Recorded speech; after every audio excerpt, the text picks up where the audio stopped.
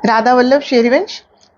आज के इस वीडियो में हम सेवक जी महाराज के विषय में जानेंगे। राधा वल्लभ संप्रदाय से जो भी जुड़े साधक हैं वे जरूर ही इस नाम से परिचित होंगे, क्योंकि जो सेवक जी महाराज है उनका जीवन चरित्र अत्यंत ही अद्भुत है। क्योंकि सेवक जी महाराज ही एक ऐसे मात्र शिष्य हैं जिनकी दीक्षा उनके गुरु के इस धराधाम पे जाने के बाद हुई है, इसलिए अत्यंत ही अद्भुत चरित्र है सेवक जी महाराज का।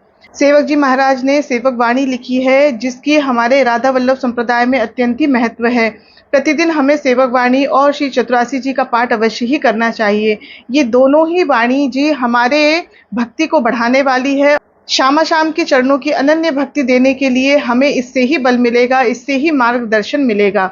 जहां हमें चतुरासी जी से श्री श्यामा श्याम की लीलाओं का दर्शन होता है, वही हमारे सेवक वाणी से हमें हमारे हरिवंश महाप्रभु जी के अद्भुत चरित्र और सेवा विधि के बारे में जानकारी मिलती है। हमें हमारे राधा वल्लभ संप्रदाय की उपासना पद्धति की पूरी जानकारी हमें सेवक वाणी से प्राप्त होती है। इसलिए ये दोनों ही वाणियां जी अत्यंत ही महत्वपूर्ण है और प्रत्येक राधा वल्लभी के लिए ये अत्यंत ही महत्वपूर्ण है और सभी को इसका पाठ अवश्य ही करना चाहिए। अब हम जान लेते हैं सेवक जी के बारे में कुछ विशेष बातें। सेवक जी का जन्म जबलपुर में रेवा तट के किनारे गढ़ा ग्राम में हुआ था। वे अपने भाई चतुर्भुज दास जी के साथ वहां रहते थे। जो चतुर्भुज दास जी थे वे सतग्रस्त थे और जो सेवक जी थे जिनका नाम दामोदर दास जी था, वे बचपन से ही बाल ब्रह्मचारी थे। ये दोनों ही भाई अत्यंत ही संत सेवी थे। पहले के समय में ऐसा विधान था कि जो संत महात्मा होते थे वो विचरण करते रहते थे। जो प्रचार प्रसार की व्यवस्था थी वो संतों से ही चलती थी, क्योंकि उस समय प्रचार के लिए कोई अन्य अन्य साधन उपलब्ध नहीं थे। इसलिए एक स्थान से दूसरे स्थान तक सूचना पहुंचाने के लिए और जानकारी फैलाने के लिए संत ही चारों दिशाओं में सभी तीर्थों में विचरण करते घूमते थे। और जो चतुर्भुज दास जी और जो दामोदर दास जी हुए, जो आगे चल के सेवक जी महाराज हुए, ये दोनों भाई अत्यंत ही संत सेवी थे। उस क्षेत्र में जो भी संत महात्मा आते थे उनकी व्यवस्था ये दोनों भाई अपने घर में करते थे और बहुत अधिक हृदय से दोनों भाई संत महात्माओं की सेवा करते थे, सत्संग करते थे। इनमें उनकी अति ही रुचि थी। इसी क्रम में एक बार की बात है कि वृंदावन के कुछ संतों की मंडली भ्रमण करते करते गढ़ा क्षेत्र में पहुंची और वहां पहुंचकर वहां के लोगों से उन्होंने कहीं ठहरने के लिए स्थान जानने के प्रयत्न किया। श्री दामोदर दास जी और चतुर्भुज दास जी का घर बताया कि आप वहां जाइए, वहां आपकी सारी व्यवस्था हो जाएगी। क्योंकि चतुर्भुज दास जी और श्री दामोदर दास जी दोनों ही अत्यंत ही संत सेवी थे और वहां उन्होंने संतों की व्यवस्था बहुत सुंदर कर रखी थी, तो वे वृंदावन के सभी संत वहां पर जाकर ठहर गए। पहले के ज़माने में ऐसा हुआ करता था कि जो चतुर्मास आता था, जो बारिश के समय के जो 4 महीने होते थे, उन 4 महीनों में संत महात्मा एक स्थान पर ही ठहरकर भजन करते थे। क्योंकि उस समय बारिश के कारण सभी नदी नालों में काफ़ी पानी आ जाता है, जिसके कारण यात्रा करने में अत्यंत ही कठिनाई होती थी। इसलिए सभी संत महात्मा भ्रमण करते करते चतुर्मास एक ही स्थान पर बिताते थे।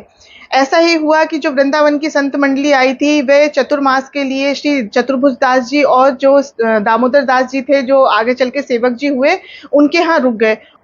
उन 4 महीनों में उन संत महात्माओं ने खूब वृंदावन की महिमा सुनाई और श्री महाप्रभु जी, श्री हरिवंश चंद्र महाप्रभु जी की महिमा सुनाई, जिससे वे दोनों भाई अत्यंत ही प्रभावित हुए और उनके हृदय में श्री हरिवंश महाप्रभु जी के प्रति अनन्य प्रेम और भक्ति उमड़ आई।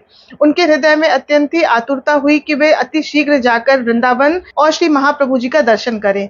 पर ऐसा विधि का विधान था कि कुछ ऐसी स्थिति परिस्थितियां बनी कि वे दोनों भाई अगले 3 महीनों तक वृंदावन नहीं जा सके।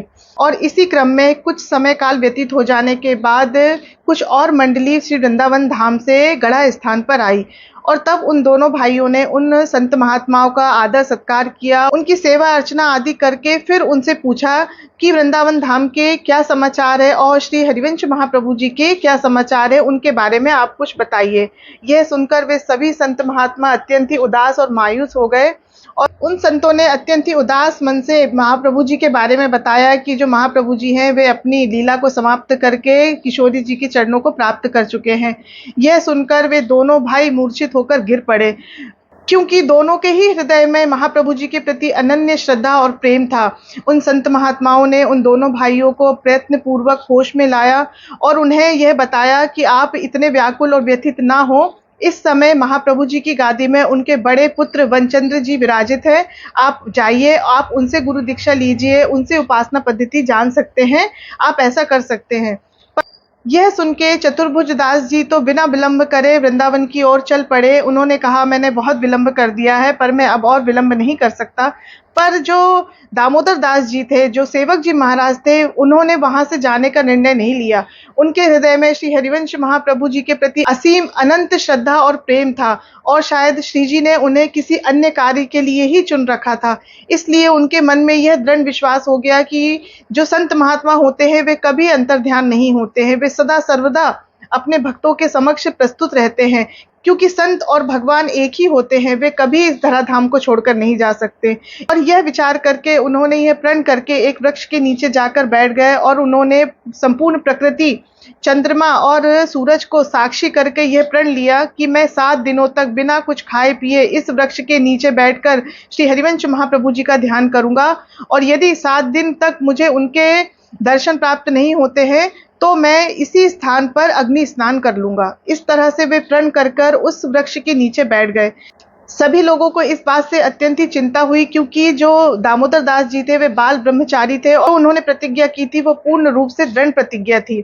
इस पर सभी को बड़ी ही चिंता हो रही थी कि क्या होगा। पर दास जी के हृदय में सच्चा प्रेम था, और हरिवंश महाप्रभु जी तो साक्षात किशोरी जी के ही स्वरूप है।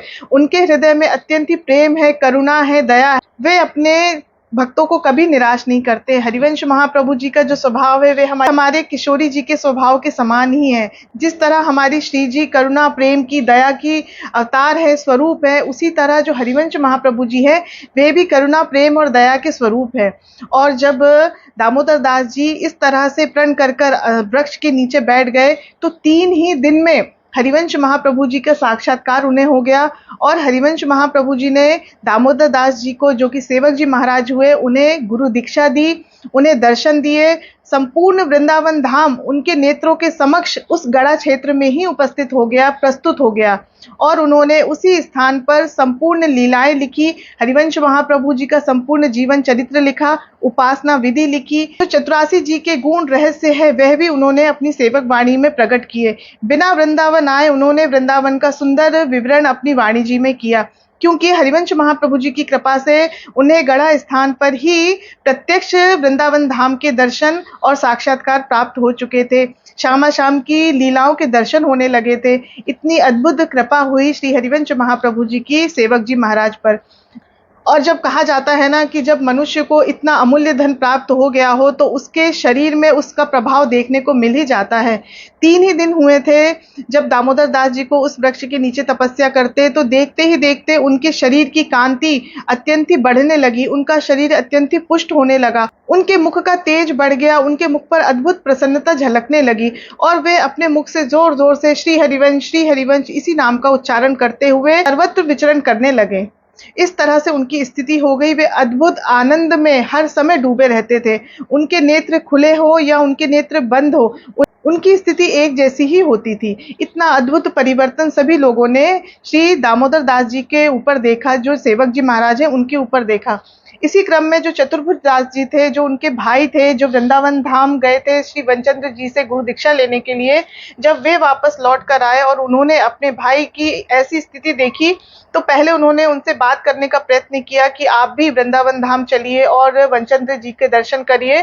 पर जब उन्होंने सेवक जी की इतनी अद्भुत स्थिति देखी कि वे संसार की वार्ता और संसार के प्रपंच से परे हो चुके हैं, वो अद्भुत सुख और अद्भुत लीलाओं में विचरण कर रहे हैं, तब चतुर्भुज दास जी ने भी उनसे कुछ भी कहने से दूरी बना ली। उन्होंने भी समझ लिया कि अब ये दूसरी स्थिति में पहुंच चुके हैं, और वे चतुर्भुज दास जी फिर से वृंदावन धाम गए और वनचंद्र जी को सेवक जी की सारी स्थिति सुनाई। इसी क्रम में सेवक जी ने उस गढ़ा स्थान पर ही सेवक वाणी का लेखन किया। श्री हरिवंश महाप्रभु जी की कृपा से, उनकी शक्ति से और उनकी प्रेरणा से ही सेवक वाणी सेवक जी महाराज ने लिखी, जो वाणी आज हम सभी साधकों के लिए अत्यंत ही अमूल्य धन के समान है।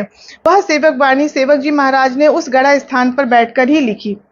और जब उन्होंने उस वाणी जी को लिख लिया, तब कुछ संतों की मंडली जो वृंदावन जा रही थी, सेवक जी ने उस वाणी को उन संतों के हाथ से वृंदावन धाम पहुंचाया और वनचंद्र जी को देने के लिए कहा। जब वनचंद्र जी ने उस वाणी को देखा और उसका पठन किया तो उनके हृदय में सेवक जी के प्रति अत्यंत ही प्रेम और सम्मान का भाव उमड़ आया और उन्होंने अत्यंत ही आग्रह पूर्वक चतुर्भुज दास जी से कहा कि आप मेरे शिष्य हैं और ये मेरी आज्ञा है कि आप सेवक जी को वृंदावन धाम लेकर आए, किसी भी तरह लेकर आए, मुझे उनके दर्शन करने का अत्यंत ही मन है।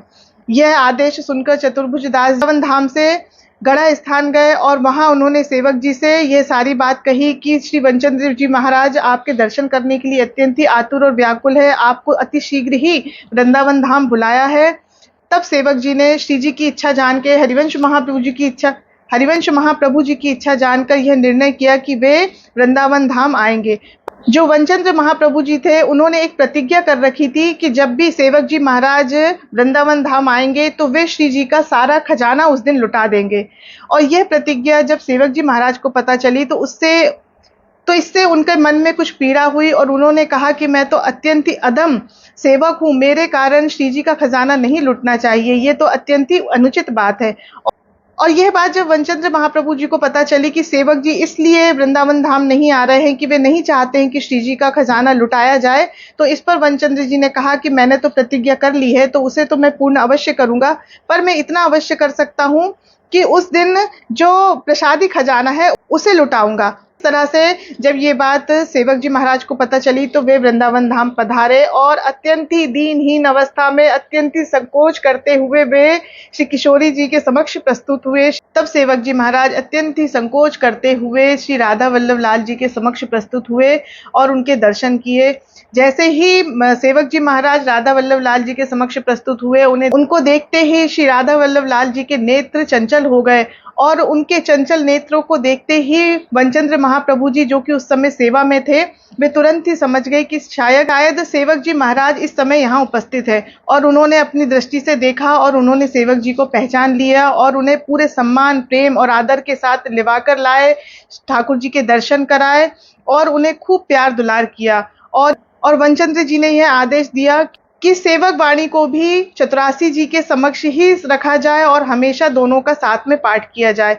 इसलिए जो हमारे राधा वल्लभ संप्रदाय में ये दो वाणियां हैं, ये हमारे दो नेत्र हैं, हमारे प्राण धन है। हम सभी को इन दोनों वाणी, श्री सेवक जी महाराज की वाणी सेवक वाणी और श्री हरिवंश महाप्रभु जी की वाणी श्री चतुरासी जी का पाठ अवश्य ही करना चाहिए। यही दो हमारे नियम है, यही दो हमारे साधन है और यही दो हमारे प्राण हैं। हमें इनका प्राणों के समान सम्मान करना चाहिए, आदर करना चाहिए और इनका पाठ करना चाहिए। ये हमारे जीवन में अत्यंत ही चमत्कारिक परिवर्तन लाते हैं और महाप्रभु जी की और राधा वल्लभ लाल जी की असीम कृपा हमें इससे प्राप्त हो सकती है। श्री जी ने सेवक जी महाराज को इस विशेष लीला और विशेष कार्य के लिए ही चुना और जब उन्होंने अपना यह कार्य पूर्ण कर दिया तब बहुत ही कम समय में जो सेवक जी महाराज थे, उन्होंने श्री जी के चरणों को प्राप्त किया। उनकी नित्य निकुंज लीला में उनका प्रवेश हो गया। सदेह उन्होंने उस नित्य विहार में प्रवेश किया। इतना अद्भुत जीवन चरित्र है हमारे सेवक जी महाराज का। इसलिए हम सभी को सेवक वाणी का पाठ अवश्य ही करते रहना चाहिए। ये हमारे ही भक्ति को बढ़ाने वाला है। आशा करती हूँ श्री हरिवंश महाप्रभु जी की और सेवक जी महाराज की असीम अनंत कृपा हम पर हर समय सदा बरसती रहेगी और उनके बताए हुए मार्ग पर चलकर हम हमारे श्यामा श्याम के चरणों की भक्ति को प्राप्त कर सके, उनके प्रेम को प्राप्त कर सके और श्री राधा वल्लभ लाल की कृपा को प्राप्त कर सके। यदि आपको आज का ये सेवक जी का जीवन चरित्र अच्छा लगा हो तो आप इसे बार बार सुनिए, क्योंकि संतों का जीवन चरित्र सुनने से हमारा हृदय निर्मल होता है। और अधिक से अधिक लोगों तक शेयर भी करिए ताकि सभी लोग इस सुंदर जीवन चरित्र को सुन सके, जान सके, समझ सके। यदि आपको मेरे बनाए हुए वीडियो अच्छे लगते हो तो अधिक से अधिक लोगों तक इसे शेयर करें, मेरे चैनल को सब्सक्राइब करें, लाइक करें और कमेंट भी अवश्य करें। जय जय श्री राधे।